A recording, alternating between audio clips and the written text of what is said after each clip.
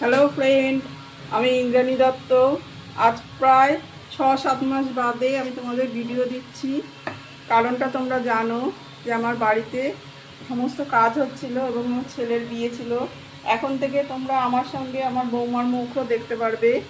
আজকে আমি অনেক দিন বাদে তোমাদের ভিডিও দিচ্ছি, সেই জন্য আমি খুব দুঃখিত। বাড়িতে কাজের জন্য আমি কিন্তু ভিডিও দিতে পারিনি। আজ তোমাদের রান্না করে দেখাচ্ছি চুনো মাছ চচ্চড়ি। প্রথমে চুনো মাছ চচ্চড়ির জন্য প্রথমে আমি কড়াইয়ে দিয়ে দিচ্ছি সর্ষের তেল।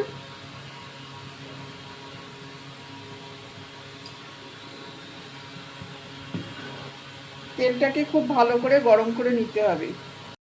গরম হয়ে গেছে, আমি প্রথমে মাছগুলোকে অল্প অল্প করে ভেজে নিচ্ছি। মাছগুলো একবারে দিয়ে দিলে হবে না, অল্প অল্প করে একটু কড়া করে ভেজে নিতে হবে, নাহলে ভেঙে যাবে।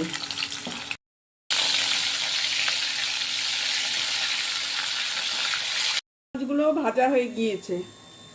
এবার আমি কড়াইয়ে আরেকটু তেল দিয়ে দিলাম, দিয়ে আমি ফোড়ন হিসাবে দিয়ে দিচ্ছি কালো জিরে। তারপরে দিয়ে দিচ্ছি রসুন খানিকটা, বেশ খানিকটা থেতো করে রেখেছিলাম।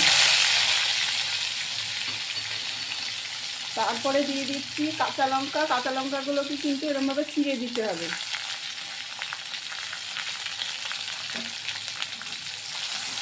এবার মশলাটা আমি ভালো করে কষিয়ে নিচ্ছি।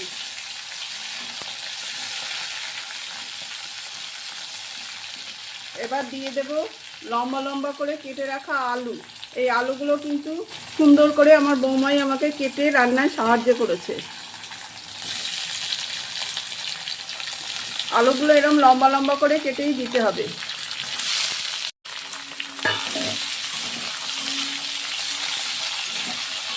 দিয়ে আলুগুলো খুব ভালো করে ভাজা ভাজা করতে হবে।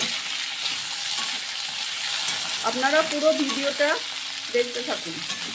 এবার দিয়ে দেবো বেশ খানিকটা পেঁয়াজ কুচোনো,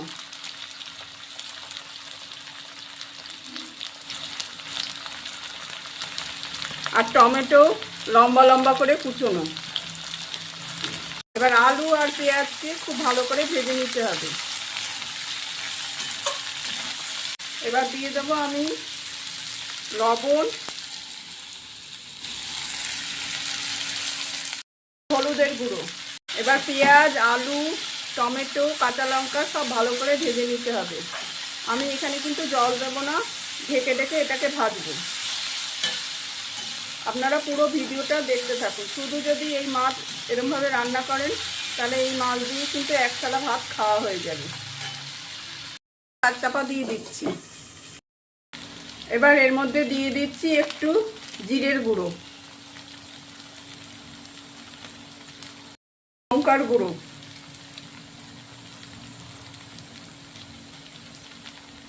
আবার এটাকে ভালো করে নাড়াচাড়া করে আমি আবার ঢাকা চাপা দিয়ে দেবো। এইভাবেই ঢেকে ঢেকে কিন্তু এই মাছটা রান্না করতে হবে। এতে বেশি জল দেওয়া যাবে না। এই দেখুন আমি ঢাকা চাপা দিয়ে দিচ্ছি। আলুগুলো সিদ্ধ হওয়ার জন্য আমি সামান্য একটু জল দিয়ে দিলাম।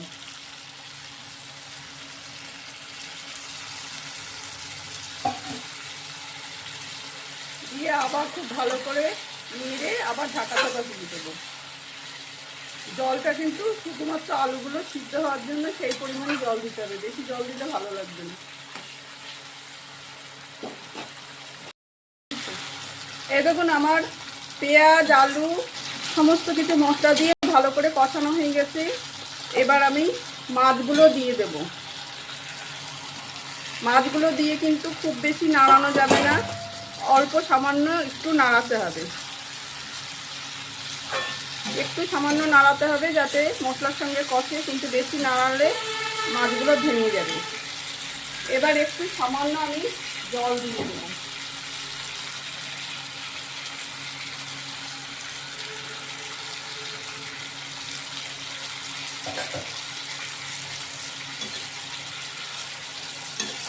একটু ঢাকা চাপা দিয়ে, যাতে মাছের মধ্যে একটু ঝোলটা ঢোকে, একটু ঢাকা চাপা দিয়ে রেখে আমি কিন্তু নামিয়ে পরিবেশন করব। আমি ঢাকা দিয়ে দিচ্ছি।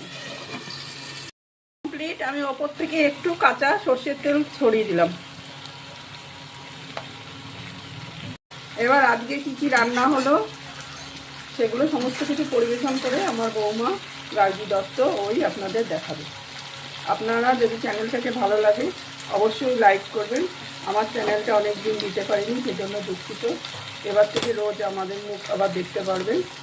এই বলেই আজকে ভিডিওটা শেষ করলাম। আপনারা পরিবেশনটা দেখে নিন। এই দেখুন বন্ধুরা, আমরা শাশুড়ি বৌমা মিলে কী কী রান্না করলাম তাই আপনাদের দেখাচ্ছি। এই দেখুন ভাত, এটা মুসুরির ডাল আমার বৌমা রান্না করেছে, এটা একটা পাঁচমিশালির তরকারি, আর আমি রান্না করলাম চুনো মাছ চচ্চড়ি আর আমের চাটনি আর স্যালাড। এই হচ্ছে আমাদের দুপুরের মেনু। অনেক দিন বাদে ভিডিও দিলাম। যদি ভিডিওটা ভালো লাগে তাহলে অবশ্যই একটা লাইক দেবেন, কমেন্ট করবেন আর শেয়ার করবেন। শেয়ার করে সবার মধ্যে ছড়িয়ে দেবেন। এই বলেই আজকে ভিডিও শেষ করলাম। ধন্যবাদ।